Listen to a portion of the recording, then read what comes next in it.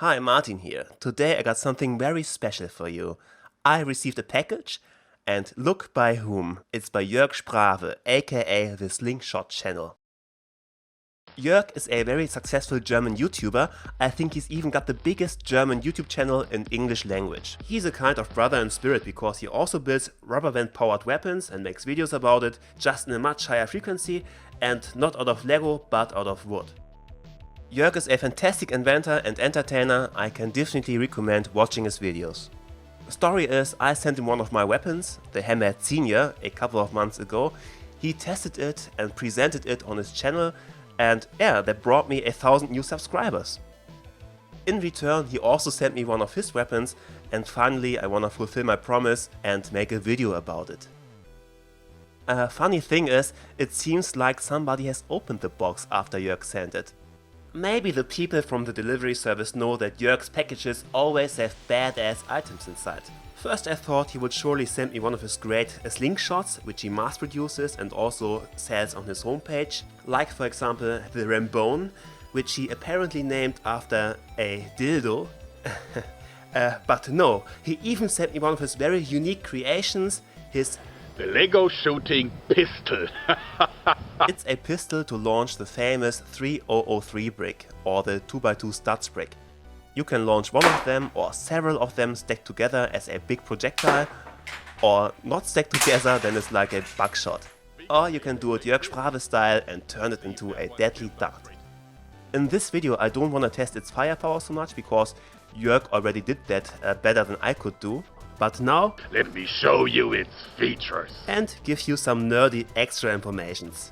Okay, first thing I noticed is that Jörg's and my gun have very similar cocking mechanisms. A slide that pushes back the rubber band with a handle at the back.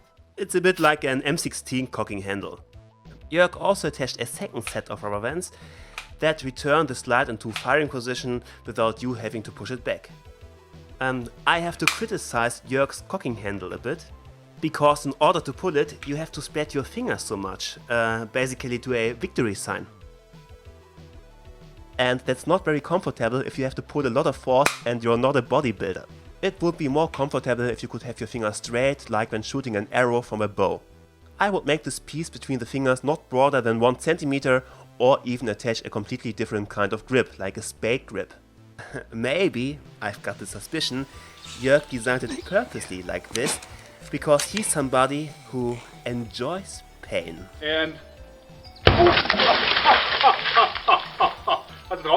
see, I'm bleeding for you guys just to entertain you.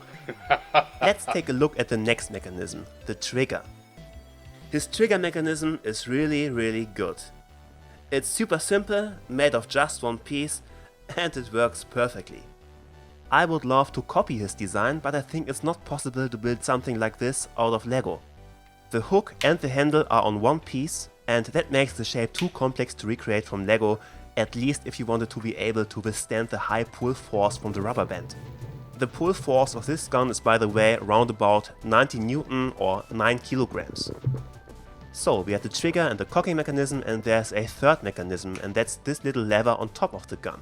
And that's just a little clamp to hold the projectile in place in case you want to aim at the floor. So what else have we got? Here Jörg added a wooden front sight. It's very big and rough and there's no rear sight, but it makes sense to build it like this. And here comes why. The Lego brick projectile makes the gun rather inaccurate, and for an inaccurate gun it's better to have rough, big sights for quick alignment than small, precise match sights, which wouldn't make sense. What I really love about this gun is that it's heavy and sturdy. It feels good in the hand, like a legit weapon. What I also like is the detailing. For example, these grip plates that Jörg attached. They don't serve a mechanical function, the grip isn't even hollow beneath. They are just for the looks. That's what I like about Jörg in general. He not just cares about the firepower of his weapons, but also about looks. When he made his dagger, for example, he not just made it work, but gave it a cool shape and a nice polish and so on. By the way, the look of a weapon is much more important than one may think. Yeah, because the primary task of a weapon is not to kill or to injure, but to impress possible enemies and make them afraid. And of course, a good looking, impressive weapon is much more formidable than an ugly one. Judge for yourself, which weapon makes you more afraid? This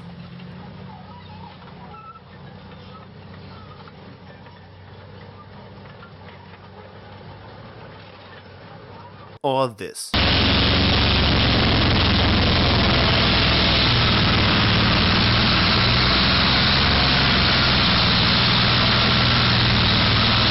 But let's return to the gun. The gun is very tip heavy because it's a long weapon and the grip is at its very rear. This gives it a high inertia and makes it unsuitable for combat situations, since in a combat situation you have to be able to quickly realign your pistol. In return, a tip-heavy pistol is good for target shooting. That's because when the muscles in your forearm are taut, you can aim with less tremor. Like a target shooting pistol, Jörg shaped the grip pretty much backwards, so that the weight of the barrel nicely pushes into your wrist and gives you a safe stance. You see this kind of grip on many single-handed tip-heavy pistols. What I was most curious about was how Jörg actually manages to attach the rubber bands. You can't do it by screws or nails or so, because if you damage the rubber band, it will immediately rip apart there. You also can't glue it because you want to be able to exchange it from time to time. So what did he do? He just took a smaller rubber band and wrapped it around the bigger rubber band. And that actually is enough. I immediately copied Jörg's style and created the most powerful Lego pistol I ever built. I'm a little bit pissed that I didn't come up earlier with these big rubber bands myself. I always use these thin, shitty rubber bands from the supermarket. So why didn't Jörg use rubber band for all the way, but attached a piece of string in the middle? That's because there's happening a lot of friction at the trigger and in the launch rail, which would destroy a rubber band very quickly. This isn't even Jörg's original string, it's my second replacement. The other strings got destroyed by abrasion in the launch rail. Let's come to another interesting point. Why did Jörg give the gun such a T shape? I mean, it's a rubber band pistol, not a crossbow. So what is the bow for? Or in other words, why did Jörg attach the rubber bands to this bow part and not just to the barrel, to the main body? There is a reason why he does it. And look at my guns, they look the same way. They also have this hammerhead T-shaped design. And it's not for the looks, to make it look like a crossbow, but it has mechanical reasons. First reason is to reduce friction between the string and the launch rail. The wider the bow, the less contact you have between the rubber band and the main body. Second reason is you can only stretch a rubber band to a certain factor of its own length. That means you need a certain length for your launching rubber band and also for your gun. And if you want to make the gun shorter and keep the rubber band length, you have to make it broader. For the same reason, to keep a certain rubber band length, I attached these deflection pulleys to this gun. Third reason is the most interesting. If you extend the attachment points of the rubber band away from the barrel, you can trade pull force for acceleration. The broader you make the bow part, the faster the string will slide through the launch rail. Of course, at the same time with less force. If the rubber bands are parallel to the shooting direction, the projectile will accelerate as fast as the rubber bands retract. If the rubber bands are angled to the shooting direction, the projectile will get accelerated faster than the rubber bands retract. The ideal angle between launch rail and rubber bands depends on your rubber bands and on the weight of your projectile. For a heavy projectile you want a sharp angle, which means much pull force, and for a light projectile you want a wide angle, which means much acceleration. Lego bricks are rather lightweight projectiles, and that's why our Lego launching guns have these bow pieces. Now let's talk about the ideal projectile for this gun.